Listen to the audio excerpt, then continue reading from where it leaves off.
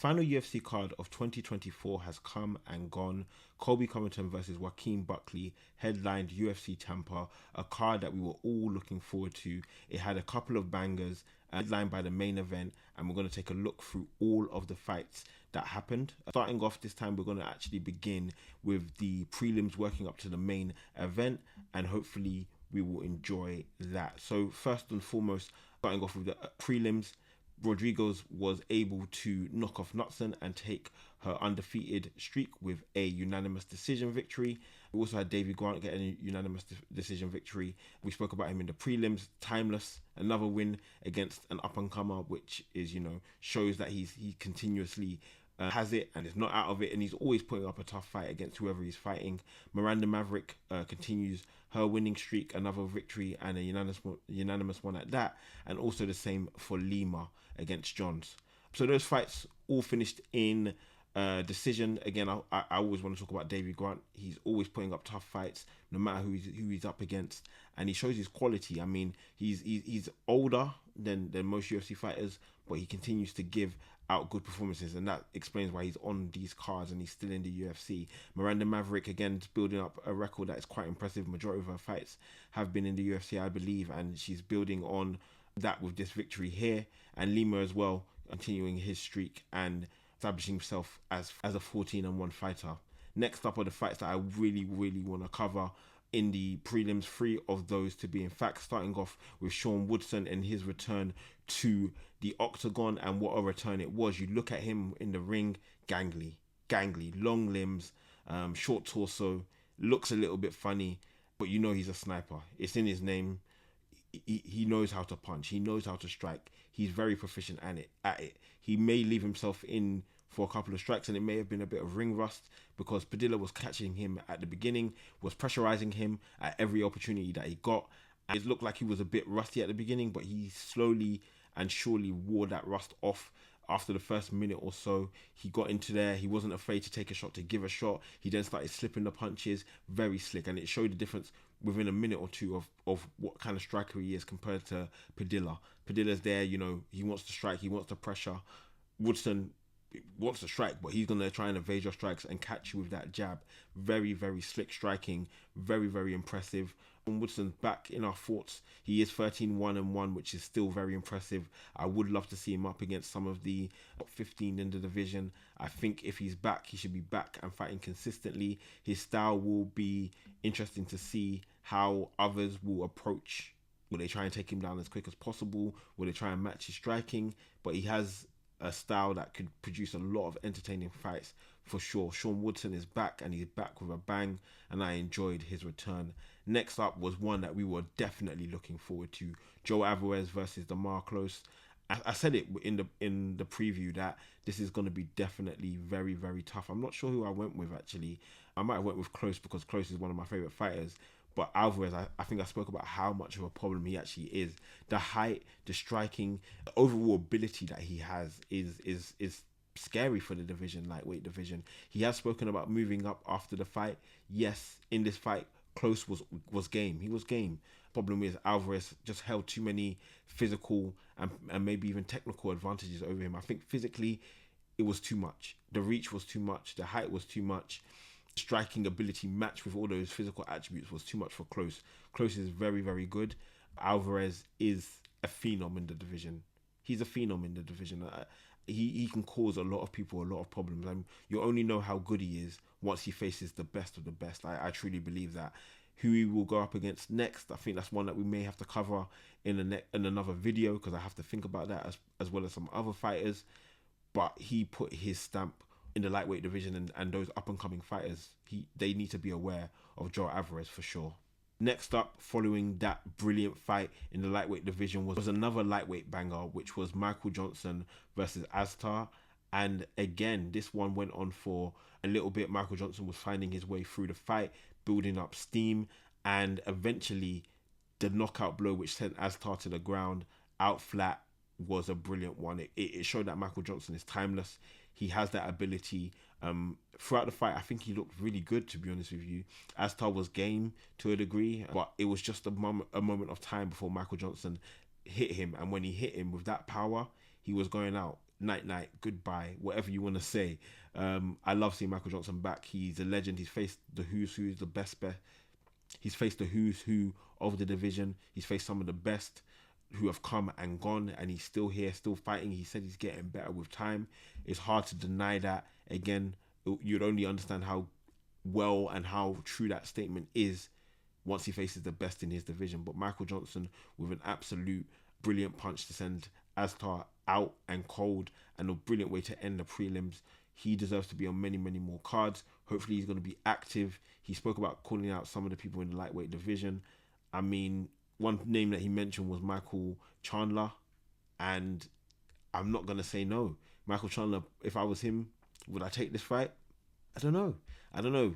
It doesn't maybe have the cachet that he probably wants, but you need something that's going to get you back in the win column and gives you the name plus that opportunity. Michael Johnson is definitely a name, but I don't see Michael Chandler wanting to drop that far down. I think Michael Johnson should continue to build himself up in the division. More fights like this that give us the opportunity to see his all-round game and his quality, and definitely I think more people will be tuning in to his fights. Next up in the main card, one to call out is Sterling versus Torres. Again, Sterling having his UFC debut. Torres, this was his second fight in the UFC, and it was one that the crowd weren't happy with at the end. Sterling obviously coming with a lot of hype. You see his build, you see his physique. You're thinking Torres is going to be taken out very, very quickly. That wasn't it. Sterling's got a very meticulous style, actually, I've come to know from watching him. You can see he comes from City Kickboxing. You can see he's probably trained with Adesanya quite a bit. And maybe that's why he joined City Kickboxing, because of the similarities in style. He's a technical striker for sure. You look at his physique and you think he's going to be a brawler, a bruiser, a power puncher. But he's very technical in his striking. And Torres was game to a degree. I think he was just adamant not to be knocked out or finished. He wanted to see it to the very end. And he did that, but he did that by getting dominated in each and every round. He had some opportunities where he tried taking down Sterling and was successful in doing so. However, Sterling was better on the feet. It took us at will, essentially. But it was pretty much of a nothing fight. Sterling would want to move past this as soon as possible. Torres, he'll be lucky if he gets probably another fight. I think with how he stayed in against the young prospect, it would be good to see him fight again. But his cardio looked shot after this, minute 2 of the first round, and it looked like survival mode past then. So how much would you want to see? Not much, but I think you last in there with a young prospect who got a KO victory in Dana White's Contender Series, and you're probably thinking, he did okay, so we'll give him another fight. But Sterling needs to bounce back, get another fight quickly, and showcase who he is in this light heavyweight division. Next up, following on from that, Adrian Yanz versus Marquez, and this was actually a banger of a fight, to be honest with you. First and foremost, I do think Marquez was better, if I'm being honest with you. Control time was definitely a factor. Ability to strike Yanz at will was a factor. And the early start from Marquez was definitely a factor. I think he easily won that first round, if I'm being honest with you, and that put Yanz on the back foot. There was a moment where there was an eye poke and there was a doctor stoppage, but I think Marquez, with his overall aggression, I can't really argue with him getting that victory. I do think he actually deserved that victory. Yanz did put on a good showing at the end of that fight and made it more competitive.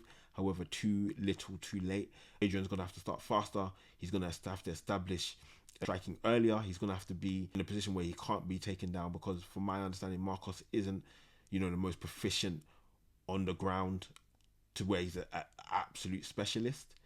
But Yanz has been taken down by pretty much majority of the people he's fought of a decent level, and that's something that needs to definitely change. But Marquez continues to be undefeated in the bantamweight division.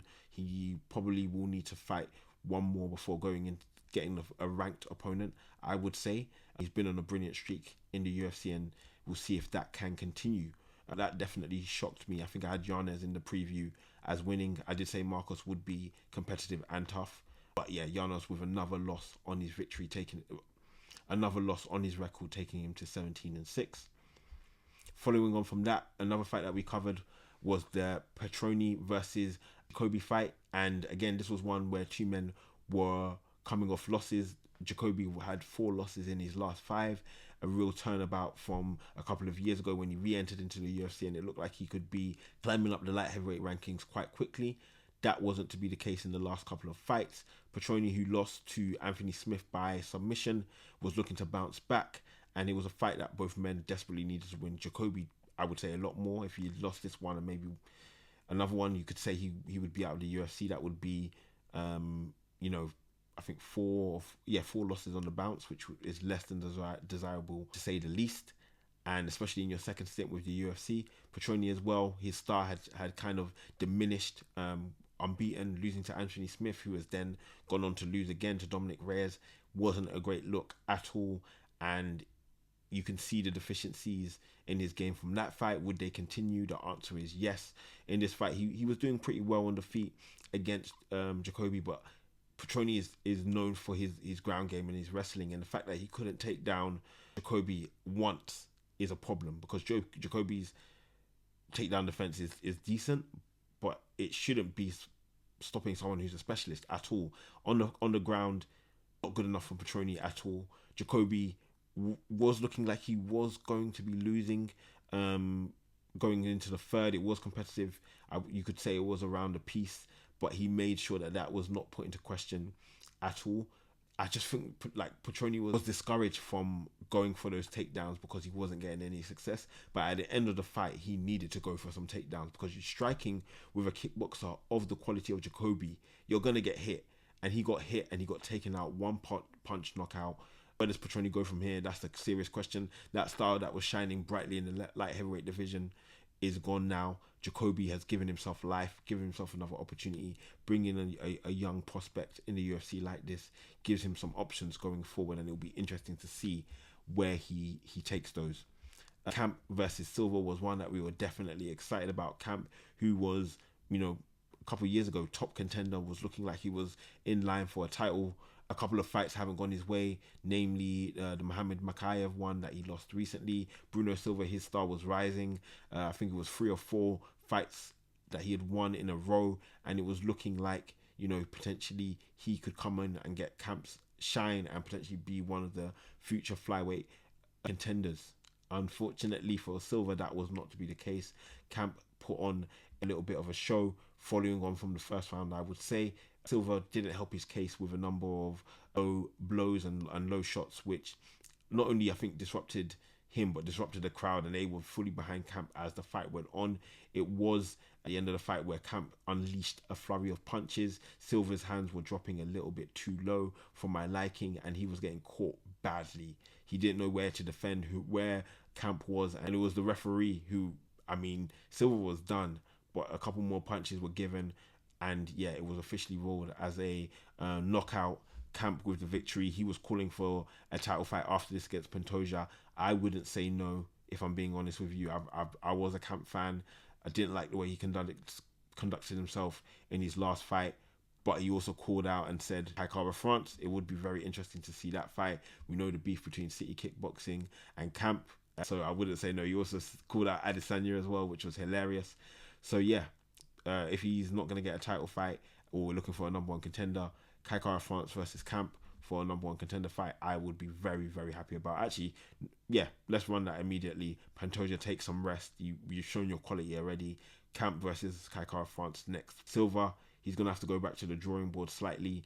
Not only did he lose, he lost quite badly, in my opinion, the way he was finished. And so he needs to revisit how he goes about these fights. Maybe needs to think about how he can conserve his energy in the later rounds, how he can establish himself not only from a striking standpoint but from his takedown game as well. Get those takedowns and see what he can do. But against Camp, who's equally proficient on the ground as well, it's easier said than done for Silva. This is our co-main event, Swanson versus Quintilla, and a banger. On that, I said I wasn't overly looking forward to icons, you would say, two veterans of the UFC. Cub is definitely an icon, to say the least. He's been in the division for so long. He's been in the UFC for so long, and has established himself rightfully so. Quintilla, again, always game, always putting in good performances. And yeah, we got served up a brilliant fight all the way up into the third round. Quintilla was looking good, so was Swanson. I was edging it for Swanson, if I'm being honest with you. However, Quintilla did get a number of takedowns, which would have swung judges if they were looking for that. I don't think there was overall too much damage from those takedowns. How we did have Swanson down. However, in the third round, both were exchanging punches, and I spoke about people's hands dropping. Quintilla's hands were dropping. They were dropping, and Swanson with a clean 1-2 after Quintilla dropped his right hand, finished him, got the victory. What a legend, Swanson. He said he was contemplating retirement. If he is, what a way to go out. However, I mean, why not one more? Why not one more? He didn't look frosty. He didn't look slow. He didn't look bad. Cub looked locked in and ready to fight, and that's exactly what we got. A locked in Cub Swanson. He was also facing physical disadvantages going up against Quintilla, but he oversaw them with his aggression, with his determination, with his fighting will. And it was brilliant to see Cub on the end of a victory, 30-14 for his career. I'm hoping that this is not the end of his fighting career, and we see him in the Octagon once more. Now moving on to our main event, Colby Covington versus Joaquin Buckley, one that we were looking forward to. How would Colby fare? Would this be his last stand, his last major opportunity as fighting for the title? Would Buckley establish himself as a true contender? He's done it over some of the impressive fighters in the division. Would Colby be a step too far? The answer would be no, he would not be. Buckley came into this fight as a favourite, and you could see why. Active, energetic, hungry, didn't need a second or a minute to get ready. He was there from the opening minute of the opening round. Aggression, striking was on point. I was so impressed by his striking, if I'm being honest with you. His ground game, when Colby was trying to take him down, Colby was 1 for 8, which is crazy when you think about it. Buckley spoke about the work he's been doing over the number of years. This wasn't a part of his game previously. He was predominantly a striker, a big striker at that. He's developed, he's improved his game. One thing you can say about Joaquin Buckley, even if you don't like him as a person, it seems like he works. He works and he loves MMA. That's what it seems like to me. And that work and that effort paid off most definitely against a Colby Covington who has been out of the ring for far too long. He's been out of the Octagon for far too long. He needed to be active. You know, you have the walkout with Hulk Hogan, with the a true American theme song. I'm a wrestling fan, so you know me, I love that. But at the same time, it's all a show. It's all a pantomime show, and that's what it's been since the days of the interim title. You know, he became this villain. He was able to get more social media and sponsorships and more attention, but I don't think that correlated into ticket sales. It definitely didn't correlate into championships, and it didn't correlate into legacy and longevity, because now he's at a very difficult position. Buckley again was very, very good through all 3 rounds. Very early on, Colby got a cut on his eye, which hampered him. Yes, I feel like it was a bad one that got worse. He didn't help his cause at all. Rubbing the eye, some of the ground game stuff definitely doesn't help with your eye being messed up. They did bring the doctor in at the end of the second round. She said he's got a limited amount of time that he can fight, and that limited amount of time was literally the third round. He didn't get much more than that. From what she said, I don't think he should have got much more from that. His eyelid was essentially hanging off his eye. He could have lost his eyelid if the fight wasn't stopped. And so when you think about personal health, it's not worth it. Buckley, again, deserves all the praise, all the credit. TKO on his side. He did the job. He was proficient, struck really, really well. IQ really, really well. When he was taking down that one at a time, he did really well to get and show his own wrestling. And his own defensive wrestling as well. So really impressive from Buckley. Where does he go from here? Well, he made it really, really easy. Again, when you finish a fight, and this is something that Chell has spoken about many times, when you win a fight and you have the mic in your face, please, please, please do not waste the opportunity and say, I don't want to call anybody out. I had a great fight. No. Establish who your next fight will be, because it keeps interest in your fight and it builds the next fight. Buckley did it with fan participation. Who do you want to see me fight? He spat out a number of names. Kamaru Usman was the one that got the most fan interaction, and rightfully so. That would be a brilliant fight. Kamaru hasn't fought in nearly over a year since losing to Chimaev, and he needs to bounce back. Buckley would be a good opportunity for him, but it won't be an easy fight, that's for sure. It will not be an easy fight for Kamaru Usman, especially if he wants to start slow. You start slow against Buckley, you're going to be in problems. You cannot start slow. You've got to get that ring rust that Colby had off ASAP and get into this fight trying to take the center of the octagon against Buckley. Guys, this has been my review of UFC Tampa, Covington versus Buckley. Hopefully you've enjoyed it. Let me know in the comments your fight of the night. Where should Colby go from here? Where should Buckley go from here? Let me know what your thoughts of this event. Guys, I actually enjoyed it. I'll give it a 7 out of 10, to be honest with you. Main event was fun. Co-main event was definitely fun. A number of knockouts at the end of the prelims as well. Really enjoyed it, guys. Make sure to leave a like, subscribe, and comment as mentioned. And I'll talk to you soon. It's been EDA. Peace.